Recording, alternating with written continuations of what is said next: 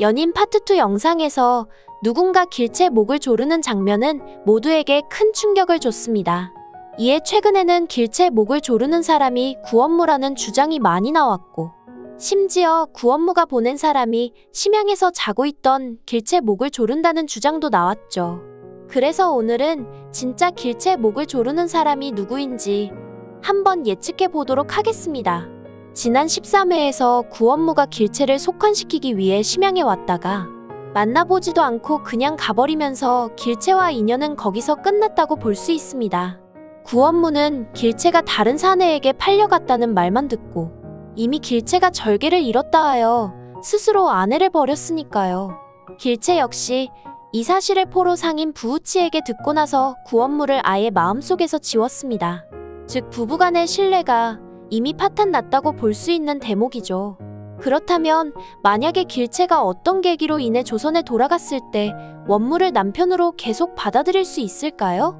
그냥 아무렇지 않게 부부처럼 안방에 들어가 함께 잠을 청할 수 있을까요? 전 절대 못한다고 봅니다.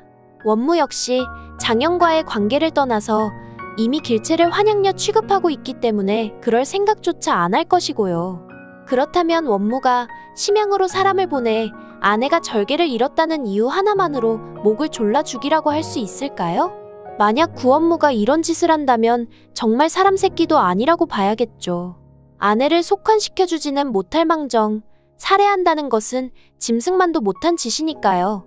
거기에다 길채가 머물고 있는 곳은 장현을 비롯해 구잠과 량음은 물론이고 양천 형님까지 있어서 그런 시도조차 못할 거라고 봅니다. 그렇다면 결론은 딱 하나밖에 없을 것 같아요. 바로 길채의 아버지입니다. 참고로 길채 아버지는 지난 13회에서 의외로 멀쩡한 모습을 보여줘 모두를 놀라게 했죠.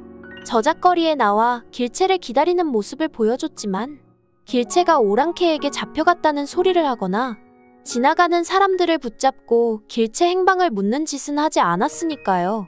그리고 자세히 보면 길채 아버지 정신이 어느 정도는 돌아왔음을 느낄 수 있습니다. 지나가던 시장 주민들이 길채가 오랑캐에게 잡혀갔다고 말할 때 길채의 아버지는 그 말을 듣고 모두 이해하는 눈치였으니까요. 즉 현 상황에서는 길채가 조선에 돌아왔을 때 구원무 집이 아닌 친정집으로 올 가능성이 매우 높다는 점에서 길채가 자고 있을 때 목을 조를 사람은 길채의 아버지일 확률이 매우 높다는 것이죠.